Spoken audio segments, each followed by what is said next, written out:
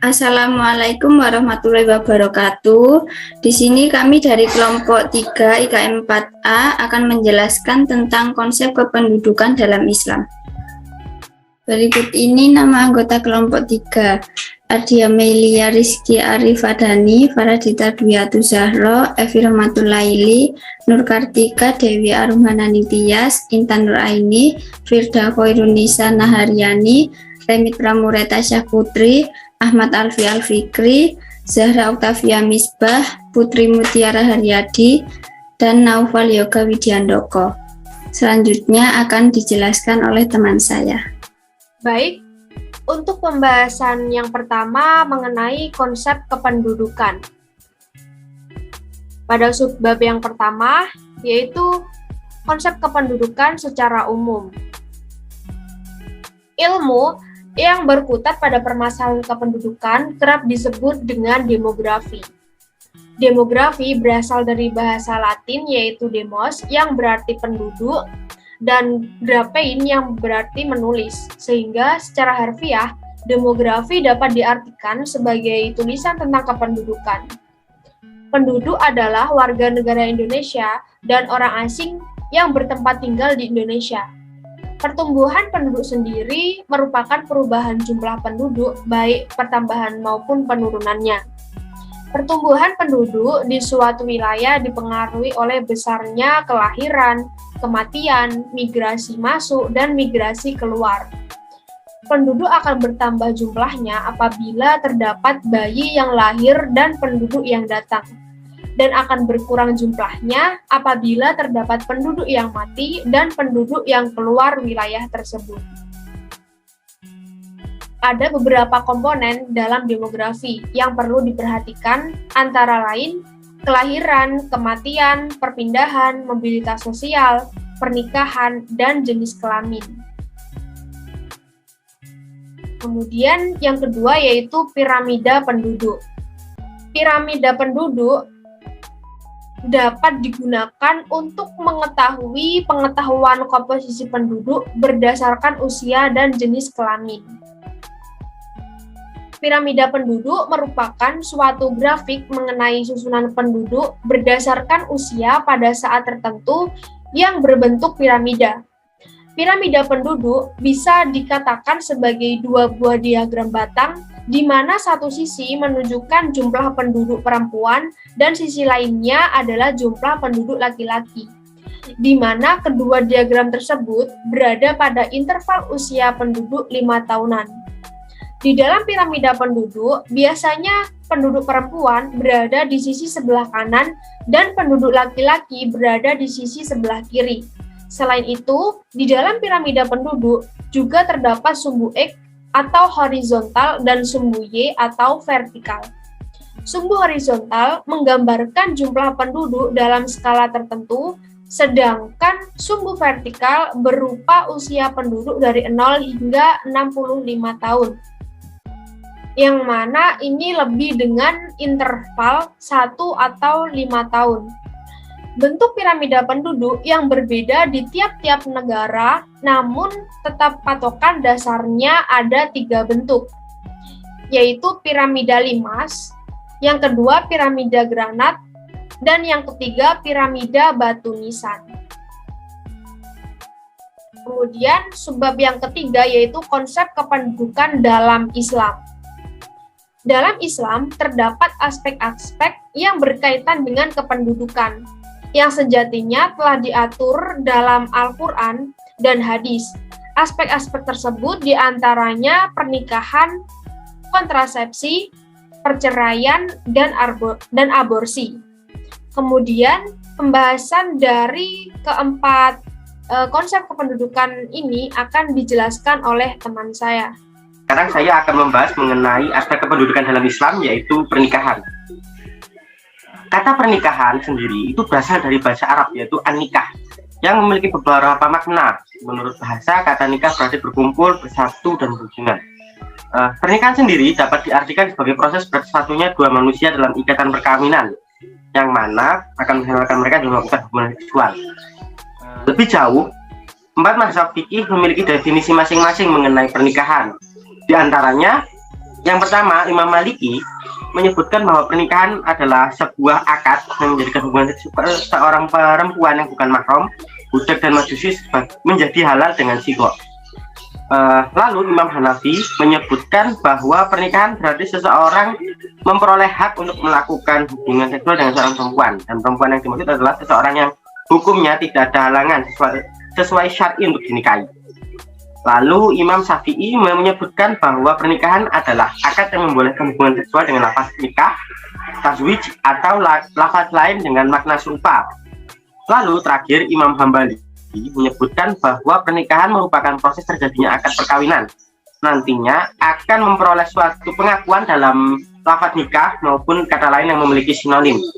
Selanjutnya bisa dilanjutkan oleh teman saya mungkin. Selanjutnya yaitu mengenai hukum pernikahan. Hukum dalam pernikahan memiliki beberapa jenis, di antaranya yang pertama yaitu wajib. Dapat dikatakan wajib apabila pihak laki-laki ataupun perempuan sudah memasuki usia wajib nikah, tidak ada halangan, memiliki kemauan untuk berumah tangga, dan khawatir terhadap zina. Yang kedua yaitu sunnah.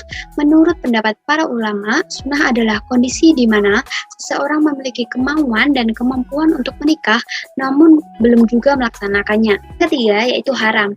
Dapat dikatakan haram ketika pernikahan dilaksanakan saat seseorang tidak memiliki keinginan dan kemampuan untuk menikah, namun dipaksakan. Yang keempat yaitu ada makruh. Dapat dikatakan makruh apabila seseorang memiliki kemampuan untuk menahan diri dari perbuatan zina, tapi belum berkeinginan untuk melaksanakan pernikahan dan memenuhi kewajiban sebagai suami ataupun istri. Dan yang terakhir yaitu mubah. Dapat dikatakan mubah apabila pernikahan dilakukan oleh orang yang memiliki kemampuan dan keinginan, akan tetapi jika tidak pun dia bisa menahan diri dari perbuatan zina. Selanjutnya yaitu mengenai tujuan pernikahan. Tujuan pernikahan dalam uraian indahnya membangun mahligai rumah tangga yang diterbitkan oleh Kementerian Pendidikan dan Kebudayaan disebutkan beberapa tujuan dilangsungkannya pernikahan. Di antaranya, yang pertama, untuk memenuhi kebutuhan dasar manusia. Yang kedua, yaitu untuk mendapatkan ketenangan hidup. Dan yang ketiga, yaitu untuk meningkatkan ibadah kepada Allah Subhanahu wa Ta'ala, di mana perbuatan yang sebelumnya haram setelah dilangsungkan perkawinan menjadi ibadah bagi suami ataupun istri. Dan yang terakhir, yaitu untuk memperoleh keturunan yang soleh dan solihah, di mana kita ketahui bahwa seorang muslim apabila setelah meninggal, amal yang tak ada habisnya yaitu dari keturunan yang soleh ataupun solehah. Menurut KBBI, kontrasepsi merupakan cara yang dilakukan untuk mencegah kehamilan. Bisa dilakukan dengan memakai alat atau obat pencegah kehamilan seperti spiral, kondom, pil, anti hamil, dan sebagainya. Dalam praktiknya, kontrasepsi masih menjadi polemik di dalam agama Islam. Ada beberapa pendapat ulama yang menyatakan bahwa penggunaan alat kontrasepsi ini dilarang. Namun, di sisi lain, ada pendapat yang menyatakan bahwa penggunaan alat kontrasepsi ini diperbolehkan. Adapun terkait jenis kontrasepsi, yang pertama menggunakan metode secara alamiah. Metode kontrasepsi alamiah ini cenderung melihat apakah pihak perempuan sedang dalam kondisi subur atau tidak. Yang kedua, pil KB. Penggunaan pil KB sebagai kontrasepsi diperbolehkan di dalam Islam karena tidak menyebabkan pengadulan yang permanen. Namun, hukum ini akan berubah menjadi haram apabila menyebabkan pengadulan permanen. Yang ketiga, azal atau senggama terputus. Azal dilakukan dengan cara mengeluarkan sperma di luar vagina. Penggunaan azal sebagai pengatur kelahiran ini tidak menyebabkan kemandulan permanen. Oleh karena itu, azal ini diperbolehkan. Yang keempat, kondom. Penggunaan kondom sebagai alat kontrasepsi dikiaskan atau disamakan dengan azal karena sama-sama memiliki tujuan untuk mencegah mengeluarkan sperma di dalam vagina. Yang kelima, suntik KB. Metode suntik KB ini memiliki efektivitas yang tinggi dalam mencegah kehamilan jika dilakukan dengan benar. Karena keaktivitasannya yang tinggi, maka suntik KB diperbolehkan. Yang keenam, AKDR. Alat kontrasepsi dalam rahim atau AKDR di Indonesia biasanya dilakukan dengan IUD. Metode ini dilakukan dengan cara memasukkan IUD ke dalam rahim. Yang ketujuh, AKBK. Alat kontrasepsi bawah kulit atau AKBK ini biasanya dilakukan dengan cara implan. Implan dilakukan dengan cara memasukkan susu KB di bawah kulit pada lengan bagian atas. Dan yang terakhir adalah sterilisasi. Sterilisasi dibagi menjadi dua, yakni vasektomi dan tubektomi. Vasektomi dilakukan dengan cara operasi untuk memutus saluran yang menghubungkan testis dengan kelenjar prostat bagi laki-laki, sedangkan tubektomi dilakukan dengan cara operasi untuk memotong atau memutus saluran indoktagor yang menghubungkan ovarium ke rahim. Nah, berikutnya aspek kependudukan dalam Islam yang akan kami bahas adalah terkait perceraian. Yang pertama yang akan kami bahas adalah definisi perceraian. Jadi menurut R. Subekti, perceraian adalah penghapusan perkawinan dengan keputusan hakim atau tuntutan salah satu pihak selama perkawinan. Sedangkan pengertian perceraian menurut bahasa Indonesia berasal dari suku kata cerai, dan perceraian menurut bahasa berarti perpisahan, perihal perceraian antara suami dan istri, perpecahan, dan menceraikan.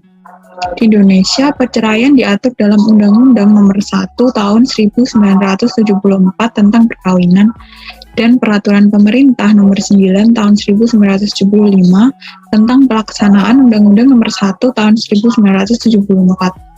Pasal 38 Undang-Undang Nomor 1 Tahun 1974 menyatakan bahwa putusnya perkawinan disebabkan karena 3 hal, yaitu kematian, perceraian, dan juga karena putusan pengadilan. Peraturan Pemerintah Nomor 9 Tahun 1975 menyatakan 2 poin terakhir tersebut sebagai cerai. Kendatipun demikian, keduanya dibedakan menjadi cerai talak atau perceraian dan cerai gugatan atau putusan pengadilan. Selanjutnya yang kami bahas adalah definisi perceraian dalam pandangan Islam. Nah, dalam istilah agama, perceraian atau talak adalah melepaskan ikatan perkawinan atau rusaknya hubungan perkawinan. Ulama juga mengemukakan talak sebagai melepaskan hubungan pernikahan dengan menggunakan lafaz talak dan sejenisnya. Sayyid Sabiq mendefinisikan talak dengan sebuah upaya untuk melepaskan ikatan perkawinan dan selanjutnya mengakhiri hubungan perkawinan itu sendiri. Sedangkan menurut Abu Zakaria Al-Ansori, talak ialah melepas tali akad nikah dengan kata talak dan yang semacamnya. Nah, dengan demikian jelas bahwa yang dimaksud dengan talak ialah lepas atau putusnya hubungan suami istri dalam ikatan perkawinan. Dalam Islam terdapat beberapa ayat yang menjadi dasar hukum pelaksanaan perceraian, seperti Quran Surat At-Tolak ayat 1 dan Quran Surat Al-Baqarah ayat 227 serta 231. Nah, ini adalah salah satu contoh surat yang memuat mengenai dasar hukum pelaksanaan perceraian, yaitu Quran Surat At-Tolak ayat 1. Bismillahirrahmanirrahim. Ya ayyuhan nabiyyu idza talaqtumun nisaa fatalliquhunna li'iddatihinna wa ahsul iddah wattaqullaha rabbakum la tukhrijuhunna min buyutihinna wa la yakhrujna illa ayyatina bi fahishatin mubayyinah wa tilka hududullah wa may yata'adda hududallahi faqad dzalama nafsah la tadri la'allallaha yuhditsu ba'da dzalika amra, yang artinya, hai Nabi, apabila kamu menceraikan istri-istrimu, maka hendaklah kamu ceraikan mereka pada waktu mereka dapat menghadapi iddahnya yang wajar, dan hitunglah waktu iddah itu serta bertakwalah kepada Allah Tuhanmu. Janganlah kamu keluarkan mereka dari rumah mereka, dan janganlah mereka diizinkan keluar kecuali mereka mengerjakan perbuatan keji yang terang. Itulah hukum-hukum Allah. Maka sesungguhnya dia telah berbuat zalim terhadap dirinya sendiri. Kamu tidak mengetahui barangkali Allah mengadakan sesudah itu sesuatu hal yang baru. Baik, selanjutnya itu hukum perceraian. Jadi hukum perceraian ini dibagi menjadi 4, diantaranya yang pertama bersifat wajib. Jadi hukum talak menjadi wajib ketika terjadinya perselisihan antara suami istri, sedangkan 2 hakim yang mengurus perkara tersebut sudah tidak menyanggupinya, jadi disarankan supaya keduanya bercerai. Lalu yang kedua yaitu bersifat sunnah. Jadi apabila suami sudah tidak sanggup lagi membayar dan mencukupi kewajibannya atau menafkahi istrinya, atau sang istri tidak menjaga kehormatan dirinya, maka bisa dianjurkan untuk bercerai.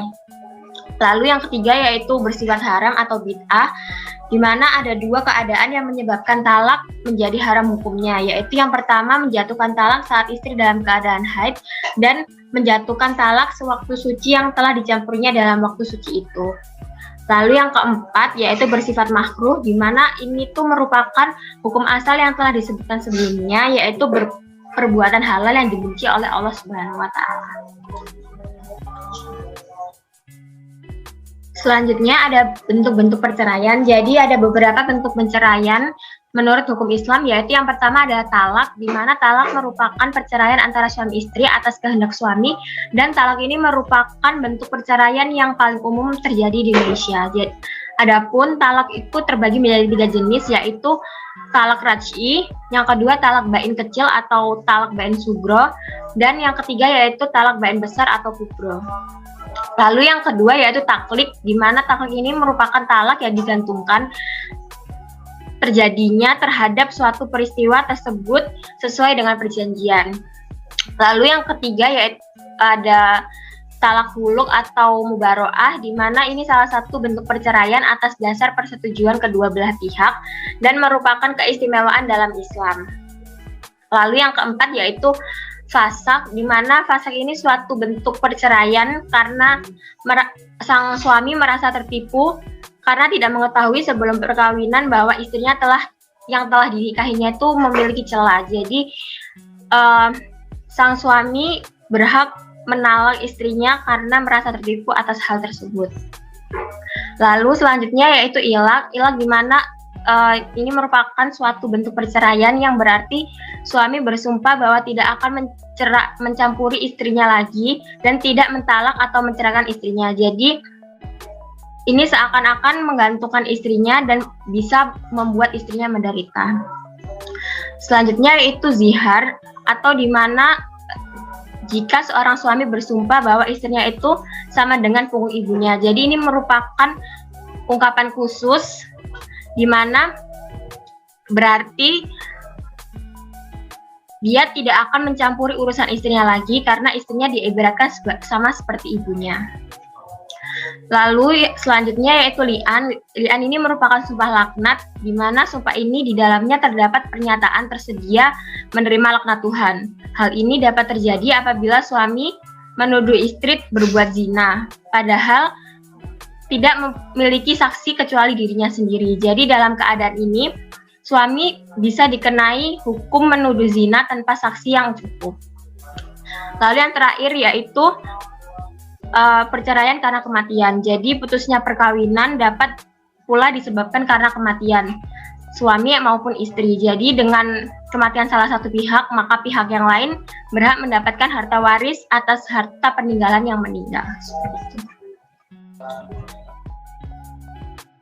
Selanjutnya yaitu rukun talak. Rukun talak ini merupakan unsur-unsur pokok yang harus ada di dalam talak, dan terwujudnya talak ini bergantung pada 4 unsur di bawah ini, yaitu yang pertama harus adanya suami yang memiliki hak talak dan yang berhak menjatuhkan talak. Lalu yang kedua harus adanya istri yang siap menerima talak, dan yang ketiga yaitu syidat talak, atau bisa dibilang sebagai kata-kata yang diucapkan oleh suami terhadap istrinya yang menjatuhkan talak, baik itu secara syar'i atau jelas maupun kinayah atau sindiran. Jadi bisa berupa ucapan, lisan, isyarat, atau mungkin bagi suami yang tunawicara itu bisa dengan suruhan orang lain. Sedangkan terakhir yang keempat yaitu kasdu atau secara sengaja, di mana artinya bahwa dengan ucapan talak ini dimaksudkan oleh orang lain yang mengucapkannya untuk talak, bukan untuk maksud yang lain. Jadi suami menalak istri dengan sigat talak harus dengan secara sengaja, seperti itu, dan ditujukan oleh istri. Ini akan dilanjutkan oleh teman saya. Selanjutnya adalah aspek kependudukan dalam Islam mengenai aborsi. Kata aborsi berasal dari bahasa Latin yaitu abortus yang secara etimologis berarti gugur kandungan. Dalam bahasa Arab, aborsi disebut dengan ijhad yang memiliki beberapa sinonim lain yaitu isqat berarti menjatuhkan, iqra berarti membuang, doroh berarti melempar, dan insah berarti memikirkan.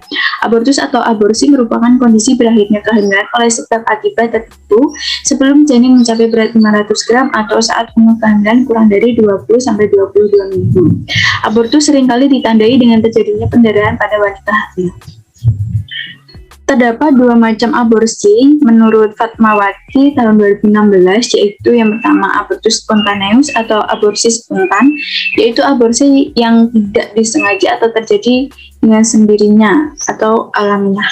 Aborsi jenis ini juga dikenal dengan istilah keguguran yang dapat disebabkan oleh sebab-sebab ilmiah atau non-ilmiah, seperti dikarenakan penyakit sifilis dan kecelakaan. Pengguguran kandungan yang terjadi secara alamiah tidak mengakibatkan hukum apapun karena di luar kehendak atau tanpa campur tangan manusia. Yang kedua, abortus provokatus atau aborsi buatan, yaitu aborsi yang terjadi secara sengaja karena sebab-sebab tertentu dan dilakukan dengan cara menghentikan kehamilan yang sedang terjadi. Aborsi jenis ini terdiri dari dua macam, yaitu abortus artificialis terapikus yang merupakan aborsi dilakukan oleh seorang dokter atau dasar indikasi medis, dan abortus provokatus criminalis yang merupakan aborsi dilakukan tanpa indikasi medis dengan tujuan untuk menghentikan kehamilan yang tidak dikehendaki.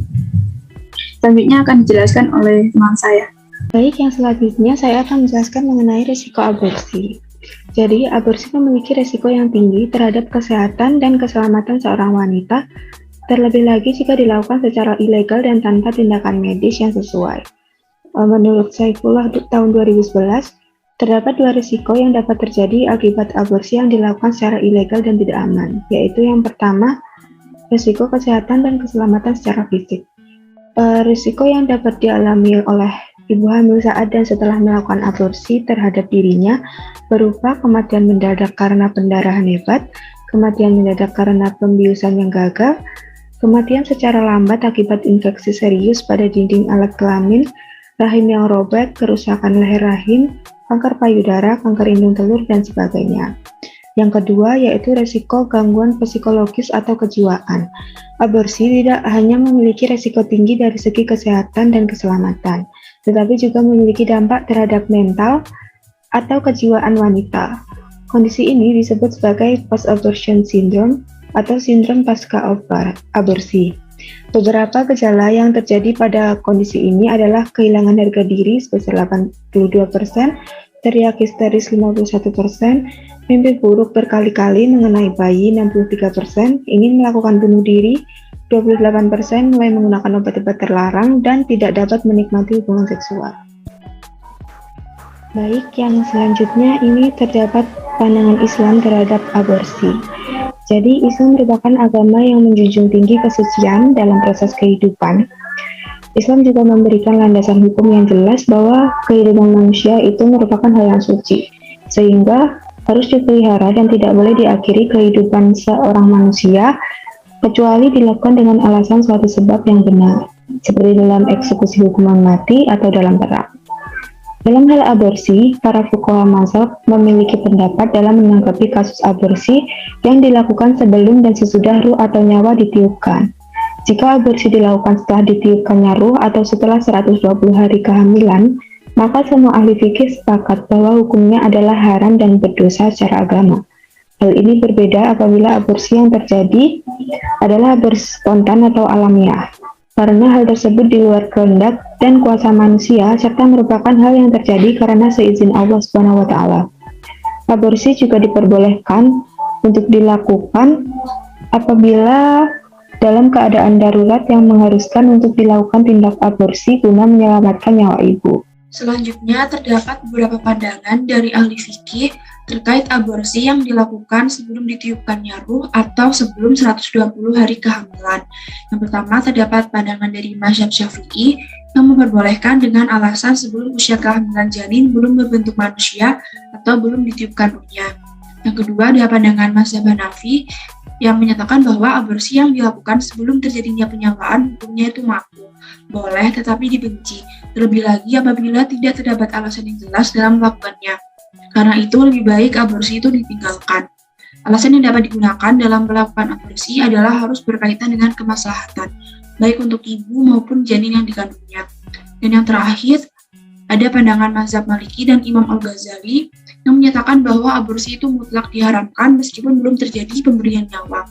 Hal ini dianggap menjadi bentuk dari merampas hak hidup janin yang dikandung. Sehingga secara umum dapat dikatakan bahwa menurut syariat Islam, praktik aborsi merupakan hal yang haram atau tidak diperbolehkan, kecuali terdapat hal darurat dan alasan-alasan medis tertentu. Aborsi yang dilakukan secara sengaja tanpa alasan medis tidak diperbolehkan karena beberapa sebab. Yang diantaranya, pertama, syariat Islam merupakan agama yang memelihara terhadap daruriyat al-homs yang harus diperjuangkan dan dipertahankan. Salah satu dari daruriyat al-homs itu adalah memelihara keturunan. Yang kedua, aborsi merupakan tindakan yang bertentangan dengan tujuan pernikahan, yaitu salah satunya memperbanyak keturunan. Dan yang terakhir, tindakan aborsi merupakan sikap berburuk sangka terhadap Allah Subhanahu wa Ta'ala. Karena masih banyak manusia yang berpikir takut akan ketidakmampuannya untuk mengemban beban kehidupan anaknya, biaya merawat anaknya, dan sebagainya.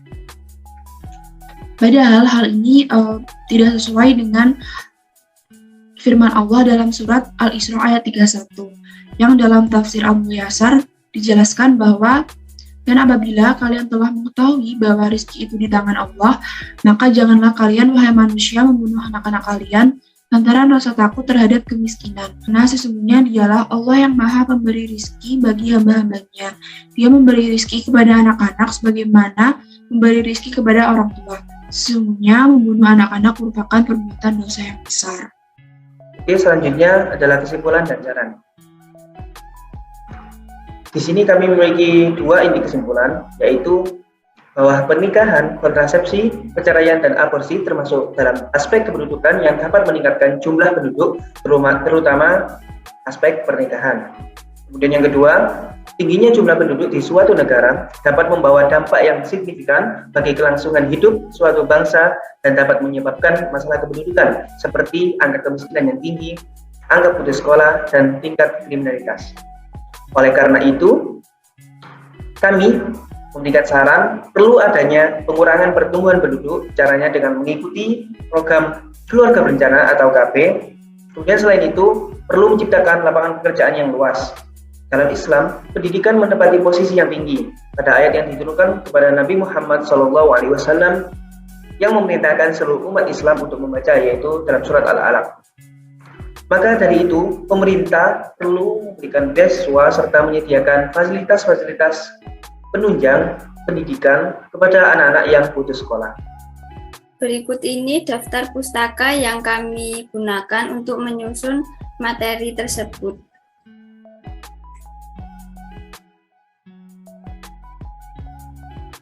Sekian dari presentasi kelompok kami. Mohon maaf jika ada kesalahan. Wassalamualaikum warahmatullahi wabarakatuh.